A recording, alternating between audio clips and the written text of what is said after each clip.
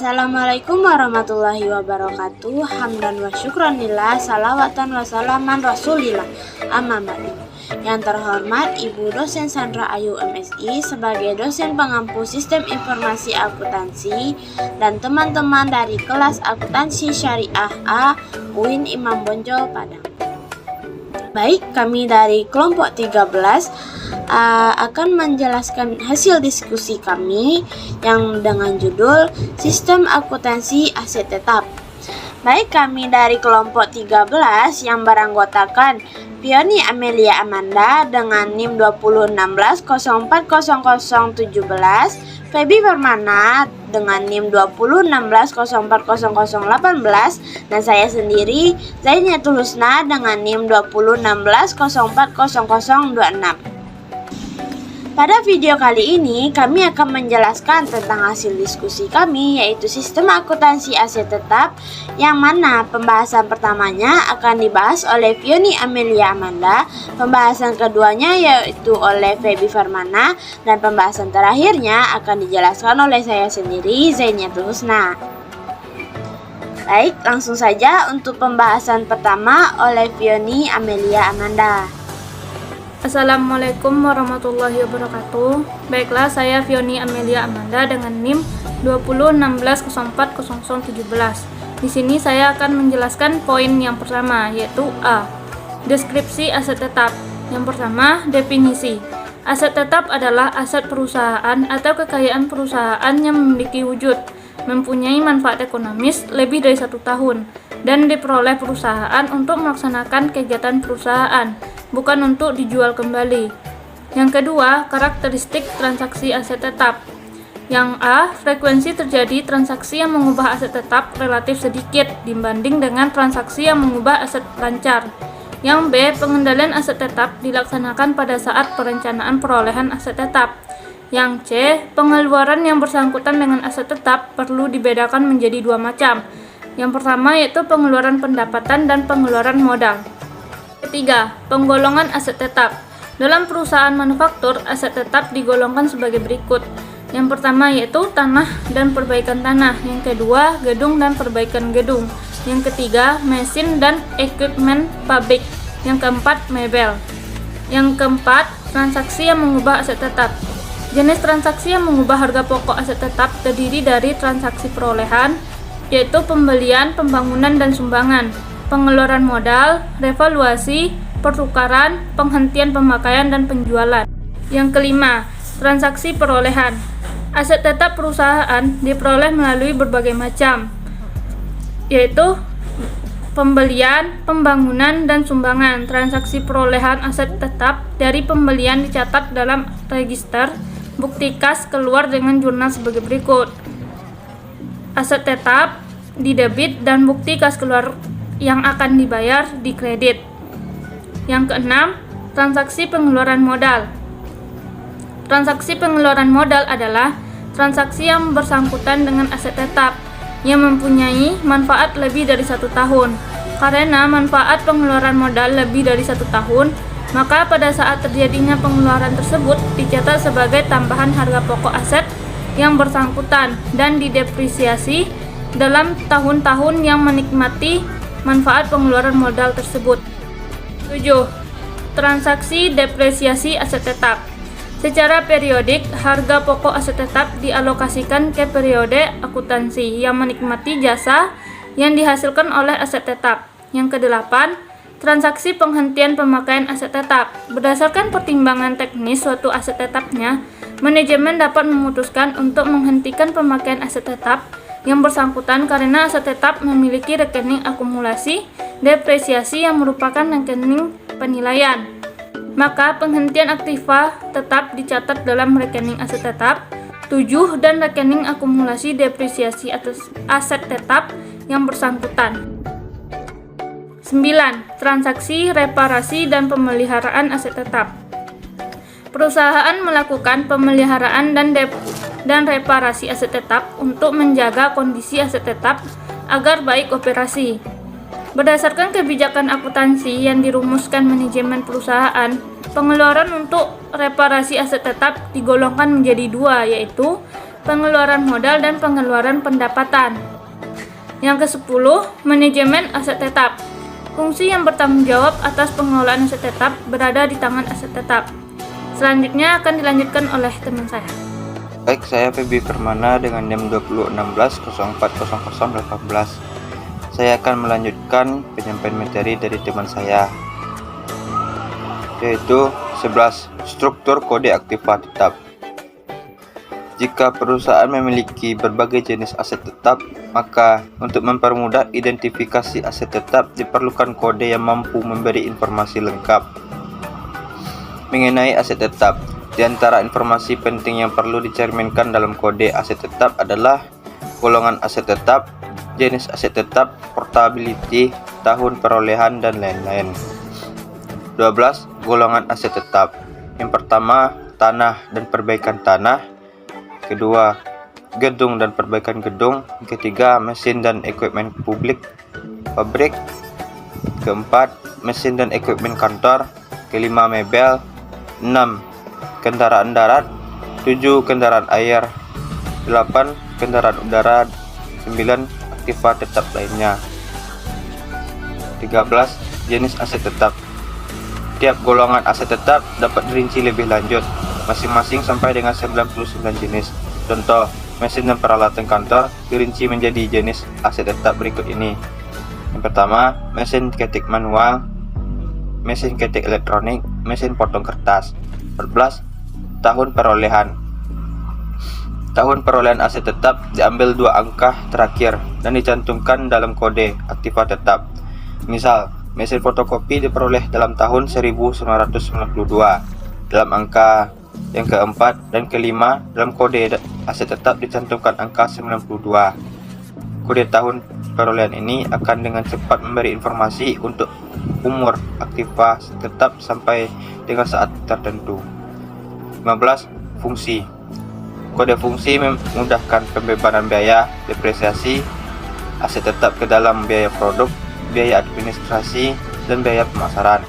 16. Lokasi. 17. Portability. Portability digolongkan menurut dapat atau tidaknya aset tetap dipindahkan dari satu tempat ke tempat lainnya. B. Dokumen yang digunakan dalam aset tetap. Yang pertama, surat permintaan notarisasi investasi. Yang kedua, surat permintaan reparasi. Ketiga, surat permintaan transfer dan aset tetap. Yang keempat, surat permintaan penghentian aset tetap. Yang kelima, surat perintah kerja. 6. Surat order pembelian. 7. Laporan penerimaan barang. 8. Faktur dari pemasok. 9. Bukti kas keluar. 10.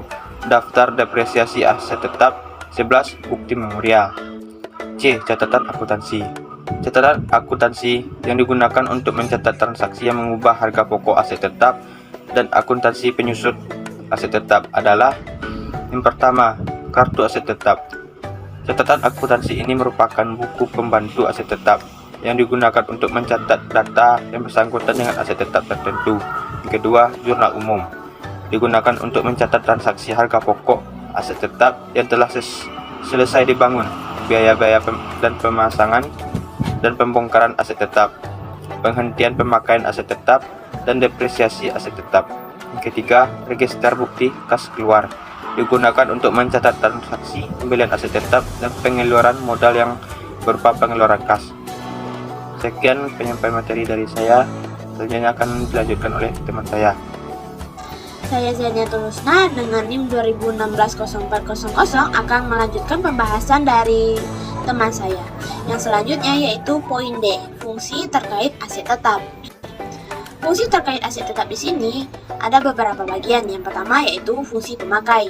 Fungsi pemakai bertanggung jawab mengajukan usulan investasi dalam aset tetap dan mengajukan surat permintaan otorasi investasi. Yang kedua yaitu fungsi riset dan pengembangan. Yang ketiga yaitu direktur yang bersangkutan. Yang keempat yaitu direktur utama. Direktur utama di sini bertanggung jawab memberikan otorasi terhadap semua mutasi aset tetap. Yang kelima yaitu fungsi pembelian. Fungsi pembelian di sini bertanggung jawab memilih pemasok dan menerbitkan surat order pembelian untuk mengadakan aset tetap. Yang keenam yaitu fungsi penerimaan. Fungsi penerimaan di sini bertanggung jawab melakukan melakukan pemeriksaan terhadap aset tetap yang diterima dari pemasok. Yang ketujuh yaitu fungsi aset tetap.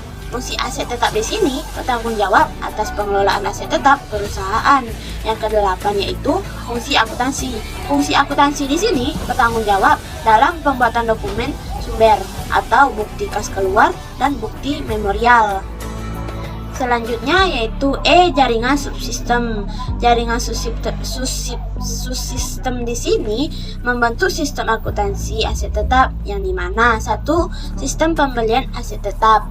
Sistem pembelian aset tetap di sini dirancang untuk melaksanakan pencacatan harga pokok aset tetap yang diperoleh dari transaksi pembelian. Yang kedua yaitu sistem perolehan aset tetap melalui pembangunan sendiri. Yang ketiga yaitu sistem pengeluaran modal. Sistem pengeluaran modal di sini dirancang untuk mencatat tambahan harga pokok aset tetap dengan adanya pengeluaran modal. Yang keempat yaitu sistem penghentian pemakaian aset tetap. Yang kelima yaitu sistem transfer aset tetap. Dirancang untuk mencatat transfer aset tetap dari satu pusat yang bertanggung jawab ke pusat pertanggungjawaban yang lainnya.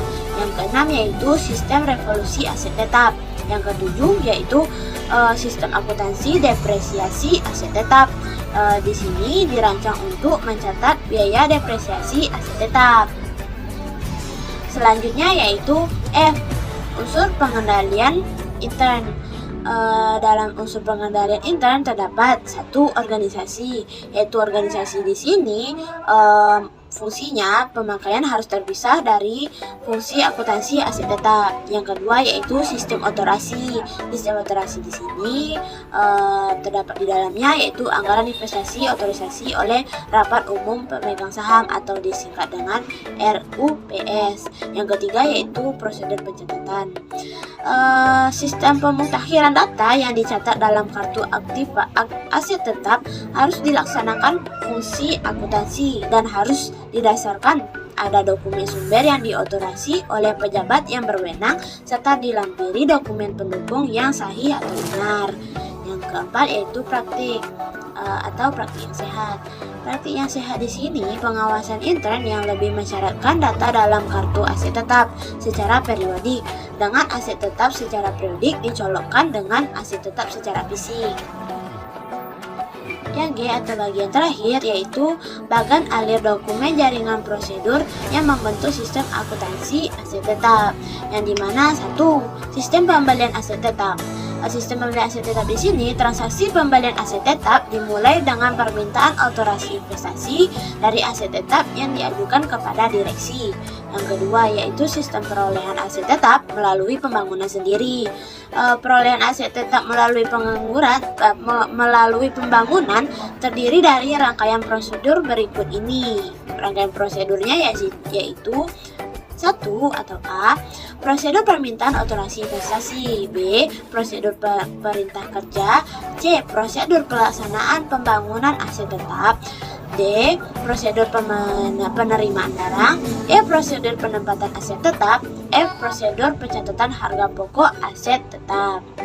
Selanjutnya yang ketiga yaitu sistem pengeluaran modal. Sistem pengeluaran modal ini dirancang untuk mencatat harga pokok aset tetap dengan adanya pengeluaran modal. Nah, yang keempat sistem penghentian pemakaian aset tetap. Di sini ada 3 yaitu A. Prosedur permintaan penghentian pemakaian aset tetap. Yang D yaitu prosedur penghentian pemakaian aset tetap. Yang C yaitu prosedur pencatatan penghentian pemakaian aset tetap.